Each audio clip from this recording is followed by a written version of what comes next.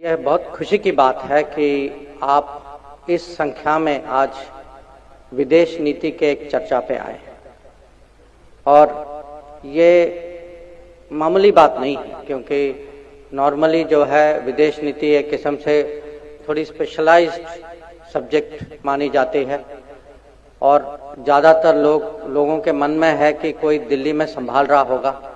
तो हमें परवाह करने की ज़रूरत क्या है, हमें सोचने की ज़रूरत क्या है, हमें इसके साथ जुड़ने की ज़रूरत क्या है। पर लगता है कि आप लोग जो हैं, आपकी रुचि भी है और कहीं आपको लगता है कि विदेश नीति आपका मामला भी है, और यह मेरे लिए बहुत खुशी की बात है, क्योंकि मेरा जो आज यहाँ आना, और मैं अकेला नहीं आया, मैं अपने साथ 52 राजदूतों का लाया। तो गुजरात के प्रतिनिधि के रूप में मैंने उनको नवरात्रि एक्सपीरियंस के लिए मैंने इनवाइट किया। तो उनके लिए तो ये एक किस्म से नो योर इंडिया प्रोग्राम है, मेरे लिए नो योर एम्बेसडर्स प्रोग्राम। पर आपके लिए आज मैं चाहता हूं कि ये नो योर वर्ल्ड प्रोग्राम है।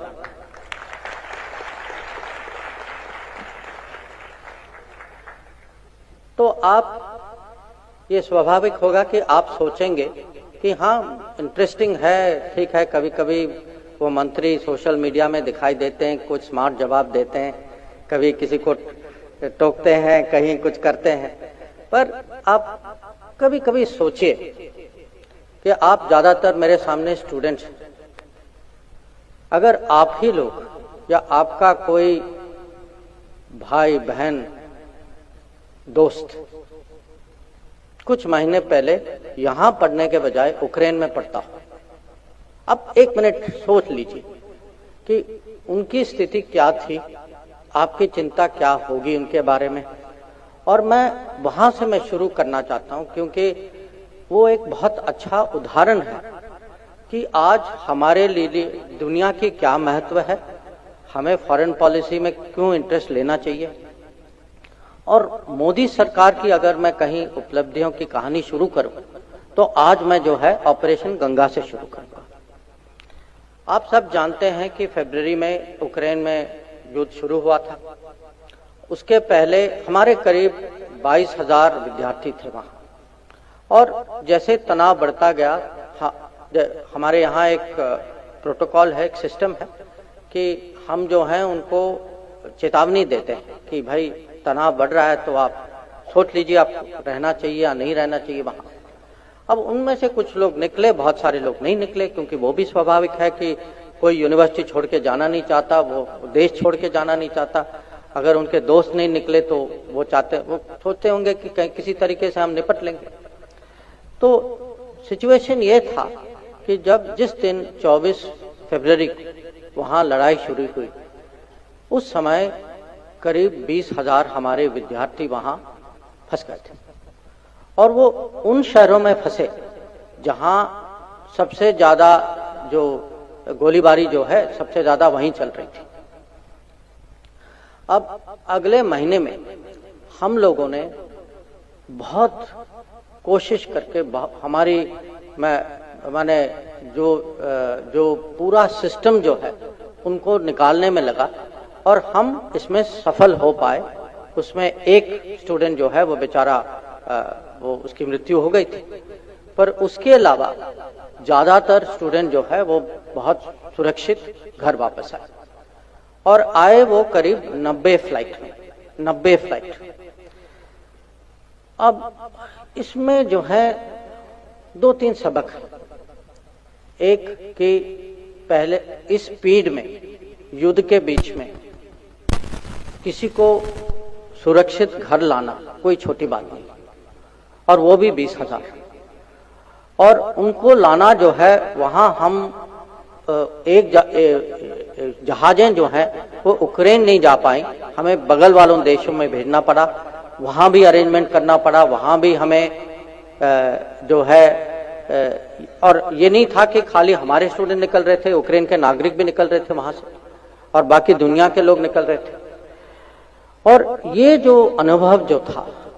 ये मेरे लिए एक किस्म से सिस्टम की एक टेस्ट थी कि 7 साल 8 साल के बाद हम ऐसे क्राइसिस को मैनेज कर सकते हैं या नहीं, हम इस पे रिस्पॉन्ड कर सकते हैं या नहीं। और इसमें जो है मैं कहूंगा जो लीडरशिप जो कहते हैं,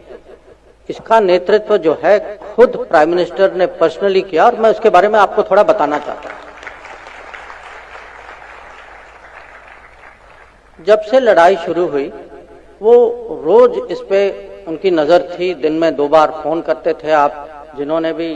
प्रधानमंत्री के साथ काम किया वो जानते हैं कि वो माने पूरा मॉनिटर तो करते हैं, मॉनिटर से ज्यादा भी करते हैं कभी कभी। अब उस समय आपको ये भी याद होगा कि यूपी के चुनाव हो रहे थे, तो वो कैंपेनिंग पे जा रहे थे। वो सुबह सुबह कैंपेनिंग में निकल जाते थे, कभी कभी कैंपेनिंग के पहले मीटिंग होती थी, पूरा दिन कैंपेन करके जब रात को आते थे तब भी मीटिंग लेते थे कि आज मुझे बताओ क्या हो, कि आज की प्रोग्रेस रिपोर्ट दो मुझे। और ये पूरा जो निकालने का जो ऑपरेशन जो था, ऑपरेशन गंगा, इसमें जो भी आप कूटनीति के बारे में सोचते हैं, समझ में है, इसका पूरा प्रदर्शन था। जैसे कहते हैं कूटनीति में आपको पर्सनल रिलेशनशिप बनाना है, कि वो दूसरे आदमी के साथ कुछ संबंध होने चाहिए, ताकि जब कुछ फोन पे बात होती है उसको माने वो चेहरा पहचानते हैं, आवाज जानते हैं, कभी आप मिले भी हैं, आपको ना कहना मुश्किल हो जाता है। और उन्होंने युद्ध के बीच में प्रेसिडेंट पुतिन को भी फोन किया, रशिया में प्रेसिडेंट जेलेंस्की को भी फोन किया, 2 बार 2 शहरों में, खार्किव और सिमी में, जब लड़ाई बहुत माने हमें लग रहा था कि हमारे स्टूडेंट के लिए बहुत बड़ा डेंजर हो सकता है, तो उन्होंने फोन करके कुछ समय के लिए फायरिंग रुकवाई ताकि हमारे लोग बाहर निकले। और ये अगर आप कहते हैं कि आपके पूरे 40 साल में एक उदाहरण दो जहां हमारे लीडर के डिप्लोमेसी के कारण किसी हमारे नागरिकों की कहीं सुरक्षा या कहीं उनकी इस समय तो जान बची हुई थी, तो एक तो यह था। पर आपने उस समय कुछ और भी कहानियां सुनी होगी या टीवी में देखा होगा कि हमारे जब स्टूडेंट निकल रहे थे और उस समय अपनी सुरक्षा के लिए लोगों ने, स्टूडेंट ने ऊपर हाथ में झंडा रखा, और उस झंडे के कारण, और लोग आजकल झंडा पहचानते हैं, तो लोग जानते थे कि ये भारत के स्टूडेंट्स हैं, और उनको कहीं ना कहीं रास्ते में मदद तो मिलती थी। और यह भी सच है कि कुछ अगल बगल के देश के विद्यार्थी, उन्होंने भी झंडा हाथ में ले लिया, हमारा झंडा हाथ में ले लिया। और अब सोचिए एक मिनट कि उनको भी लगा होगा कि भाई इस देश में कुछ है, कि इनके झंडे से मेरे लिए भी कुछ फायदा। तो ये मैं आपको बताना चाहता हूं कि आज जो है, जब हम